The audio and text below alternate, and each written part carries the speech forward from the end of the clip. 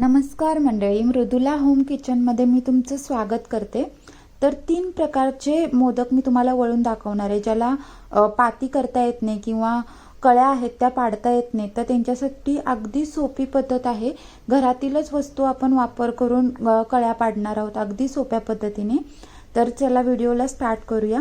तर इथे मी चून करून घेतलेलं आहे आणि उकड वगैरे काढून घेतलेली आहे। तर चून कसं केलं जातं किंवा उकडीचं माप काय आहे, कशा पद्धतीने उकड काढली जाते म्हणजे ती मऊ लुसलुशीत तयार होते, याचे सगळे व्हिडिओ मी ऑलरेडी चॅनलवर अपलोड केलेले आहेत, तुम्ही जाऊन बघू शकता। अगदी व्यवस्थित फॉलो करून बनवलात ना, तर पहिल्यांदा बनवलात तरी तुमचे मोदक अगदी परफेक्ट तयार होतील। तिथे मी सगळी उकड काढून घेऊन व्यवस्थित गोळे करून झाकून ठेवलेले आहेत, म्हणजे त्यांना क्रॅक जाणार नाहीत। आता आपण पहिला मोदक आहे म्हणजे पहिला प्रकार आहे तो करायला घेऊया। बघू शकता एकदम मऊ लुसलुशीत असं आपलं पीठ तयार झालेलं आहे। आता सेम नॉर्मल पाती आपण करून घेतो ना प्रेस मशीनने, अगदी तशी करून घ्यायची आहे। तुमच्याकडे हे मशीन नसेल तर तुम्ही एकामेकावर प्लेट ठेवून प्रेस केलात ना तरी चालेल, पण पातीची जाडी आहे ती साधारण एवढी हवी। खूप जाड असलं तर मोदकाचं म्हणजे मोदक खाताना पीठ पीठ लागतं, त्यामुळे खूप जाड ठेवायची नाही। आणि आता आपल्याला अशा प्रकारचा एक चमचा घ्यायचा आहे, जो जाड असला पाहिजे, म्हणजे त्यांनी प्रेस केलं ना तर पाती आहे ती कट नाही झाली पाहिजे, पण असे निशाण उठले पाहिजेत। थोड्या थोड्या अंतरावरती आपल्याला असे चमच्याच्या साहाय्याने निशाण करून घ्यायचे, म्हणजे आपल्याला जेव्हा आपण पाकळीची कळी करतो ना तेव्हा सोपं होऊन जातं। तर कशी करायची मी तुम्हाला पुढे दाखवते। सगळ्या बाजूला मी हे असं प्रेस करून घेतलेलं आहे, बघू शकता, पण पाती आहे ती कुठेही फाटलेली नाही, फक्त त्याचं निशाण उठलंय। आता आहे तशी पाती आपल्याला पुन्हा खाली ठेवायची आणि आता दोन्ही हाताच्या साहाय्याने सिंपली ह्याला चुनी द्यायची। जिथे आपण निशाण तयार केले ना तिथून आपल्याला चुनी देत जायची आणि एकामेकावर ठेवायची, म्हणजे कापडाची चुनी वगैरे आपण कशी देतो किंवा तळणीचा मोदक करताना कशी चुनी देतो अगदी तशी चुनी देत जायची आणि व्यवस्थित बोटाने आपल्याला प्रेस करत जायची। ती चुनी आहे ती एकामेकावरती, ज्याला हाताने कळ्या पाडायला अवघड जातं ना त्याला ही पद्धत खूप सोपी आहे। बघू शकता मस्त अशी चुनी पडत गेलेली आहे आणि इझिली आपल्याला एक वाटी तयार मिळते। जेव्हा आपण सगळ्या चुन्या एकामेकाला चिटकवतो ना तेव्हा बघू शकता छान अशी आपल्याला ही वाटी तयार मिळाली। फक्त चुन्या आहेत त्या एकामेकाला व्यवस्थित चिटकवून घ्यायच्या, त्या सुटल्या नाही पाहिजेत। बघू शकता आता मस्त अशी आपल्याला ही वाटी तयार मिळालेली आहे। त्याच्यामध्ये आपल्याला चून भरायचे। चून भरताना अगदी भरपूर भरायचं, म्हणजे मोदक खायला चवीला लागतो। जितकं मावेल तितका इथे मी चून भरून घेतलेलं आहे आणि आता आपल्याला पाण्यामध्ये हात बुडवून हे म्हणजे वरचे जे चुन्या आहेत त्याच्या वरच्या बाजूला एकत्र करून घ्यायचे आणि मोदकाचा आकार द्यायचा आहे। इथे बघू शकता की ती इझिली चुन्या तयार झाल्यात।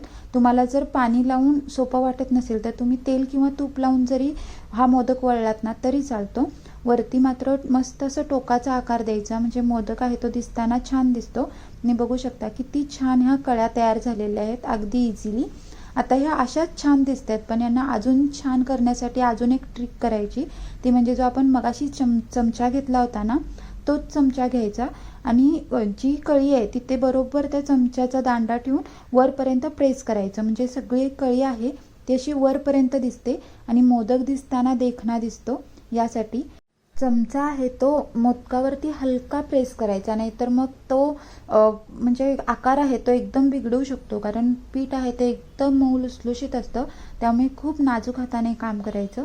पण बघू शकता सगळ्या बाजूने आपण पाकळ्या ह्या प्रेस करून घेतल्या की मोदकाचा आकार किती छान आलेला आहे, एकदम छान, जसं आपण हाताने वळतो ना तसा दिसतो, कळणारही नाही। आपण एवढी चांगली ट्रिक वापरून हा केलेला आहे आणि पटपट तयार होतात। मेन म्हणजे जर तुम्ही पाकळी बनवायला तुम्हाला म्हणजे पाती वळायला जमत नसेल ना तर ही ट्रिक एकदम सोपी आहे।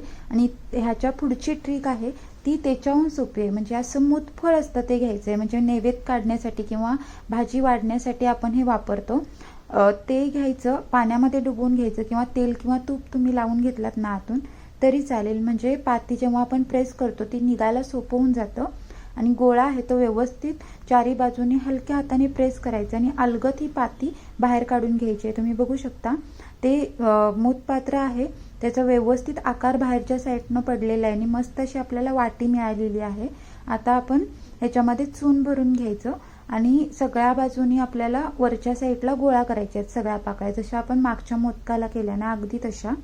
तसं बघायला गेलं तर बाजारामध्ये मोदकाचा साचा बऱ्याच प्रकारचा मिळतो, म्हणजे प्लास्टिकचा असू दे किंवा स्टील पितळेचा, पण त्याच्यामध्ये बऱ्याच जणांना अशी तक्रार असते की जेव्हा आपण पूर्ण मोदक भरतो तेव्हा खालच्या साईडनं जेव्हा पॅक करण्यासाठी जास्तीचं पीठ लावतो ना वेगळं, तर ते त्या मोदकाला व्यवस्थित अटॅच होत नाही. आणि जेव्हा आपण मोदक पात्रामध्ये मोदक उकडायला ठेवतो तेव्हा खालचा भाग खालीच राहतो आणि वरचा भाग वरती राहतो आणि तो मोदक पूर्ण विस्कटतो. तर तसं होऊ नये म्हणून आपण ही ट्रिक वापरली ना, तर अगदी मोदक पात्रामधून जसा म्हणजे मोदकाचा जो साचा आहे त्याच्यातून जसा मोदक निघतो अगदी तसा हा मोदक तयार होतो. बघू शकता. नंतर आपल्याला सगळा मोदक गोळा करून झाल्यानंतर सेम ट्रिक करायचे. पाण्यामध्ये चमचा बुडवून प्रत्येक जो आकार आहे त्याला डार्क करत जायचे आणि वरती टोकापर्यंत न्यायचे. चमचा वापरताना असा जाड वापरायचा. खूप धारदार वापरला ना तर मोदक फाटण्याची शक्यता असते. त्यामुळे जाड चमचा वापरायचा किंवा सुरीची उलटी बाजू वापरलात ना तरी चालेल. आणि तुम्ही या मोदकाचा फायनल लुक बघू शकता. एकदम मस्त, जसं आपण साच्यातून काढतो ना अगदी तसा मोदक तयार होतो. आणि मोद पात्र आहे ते आपण एकसारखं वापरल्यामुळे सगळे मोदक एकसारख्या आकाराचे तयार होतात. बघू शकता. अगदी सोपी आणि साधी पद्धत आहे.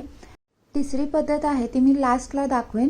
तर बाकीचे सगळे मोदक आहेत ते मी नॉर्मल जसे आपण वळून घेतो ना तसे वळून घेतलेले आहेत. तर एक मोदक मी तुम्हाला वळून दाखवते नॉर्मल पद्धतीने. पाती आहे ती लवचिक असली तर अशा कळ्या पाडायला एकदम सोपं जातं. त्यामुळे उकड आहे ती खूप महत्त्वाची आहे. उकड एकदम परफेक्ट मोजून मापून करायची म्हणजे कुठेच चुकणार नाही. आता तुम्ही बघू शकता मी 3 बोटांचा वापर करून ह्या कळ्या आहेत त्या पाडून घेते. कळ्या जितक्या जवळजवळ पाडता येतील ना शक्य होईल तितक्या जवळजवळ पाडायच्या म्हणजे मोदक आहे तो भरपूर कळीचा आणि सुंदर दिसतो. तर बघू शकता सगळ्या कळ्या मी ते पाडून घेतलेल्या आहेत आणि आपसूक आपली ही वाटी बनून तयार झालेली आहे. आता आपल्याला याच्यामध्ये सारण भरायचं आहे. मी मगाशी सांगितल्याप्रमाणे सारण आहे किंवा चून म्हणू शकता तुम्ही, ते भरपूर भरायचं म्हणजे मगच मोदक खायला सुरेख लागतो. नाही तर पीठ खाल्ल्यासारखं फील येतं.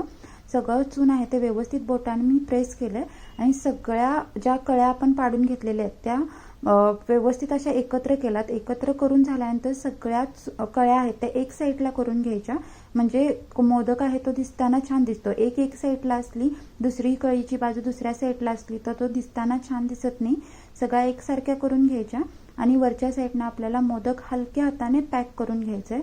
मी पाण्याचा हात वापरूनच मोदक पॅक करते. तुम्हाला जर पाण्याचा हात वापरून इझी वाटत नसेल तर तुम्ही तूप किंवा तेल वापरलात तरी चालेल. तर बघू शकता हातामध्ये जरासा घोळवून घेतला आणि आपला मोदक इथे तयार झालेला आहे. इथे चमच्याने आकार द्यायची गरज वाटत नाही. अगदी मस्त सुरेख असा हा मोदक तयार झालाय. आता तिसरी पद्धत आहे ती याच्यानंतरच आहे. जो तयार झालेला मोदक आहे तो घ्यायचा आणि त्याला अशी खाली मध्यभागी चिमटी द्यायची जिथे आपल्या कळ्या स्टार्ट होतात ना तिथे. म्हणजे दिसताना मोदक आहे तो एकदम प्राजक्ताच्या फुलासारखा दिसतो. जेव्हा उकडताना आपण वरून केसर लावतो ना तर अगदी प्राजक्ताच्या फुलाचा फील येतो. आणि याला फार काही वेळ लागत नाही. अगदी तयार मोदकाला पटपट आपण अशा कळ्या पाडत गेलो ना तर सहज असे तयार होतात. फक्त ह्या कळ्या पाडताना किंवा चिमटी देताना व्यवस्थित अंदाज घेऊन चिमटी द्यायची म्हणजे सगळ्या एकसारख्या झाल्या पाहिजेत मगच तो दिसताना छान दिसतो. आणि असा काहीसा त्याचा फायनल लुक झाला होता. बघू शकता मस्त असे हे म्हणजे पाकळ्या पाडून माझ्या अशा तयार झालेल्या आहेत. अशा प्रकारचे 3 पद्धतीने मी तुम्हाला इथे मोदक दाखवलेले आहेत. कोणती तुम्हाला सोपी वाटली मला नक्की कमेंट करून सांगा. बाकीचे मोदक आहेत ते मी सिंपली वळून घेतलेले आहेत कारण मला फार गडबड होती. जर तुमच्याकडे वेळ असेल तर असे वेगवेगळे प्रकार नक्की ट्राय करा. आवडले असतील तर व्हिडिओला नक्की लाईक करा, शेअर करा. चॅनलवर जर नवीन असाल तर चॅनलला सबस्क्राईब करा, बेल आयकॉन दाबा म्हणजे अशाच नवनवीन रेसिपींची नोटिफिकेशन आहे ती तुमच्यापर्यंत पोहोचत राहील. आणि अशाच रेसिपींसोबत आपण पुन्हा पुन्हा भेटू. एवढ्या मनापासून व्हिडिओ बघितल्याबद्दल तुमचे मनापासून धन्यवाद. Bye bye.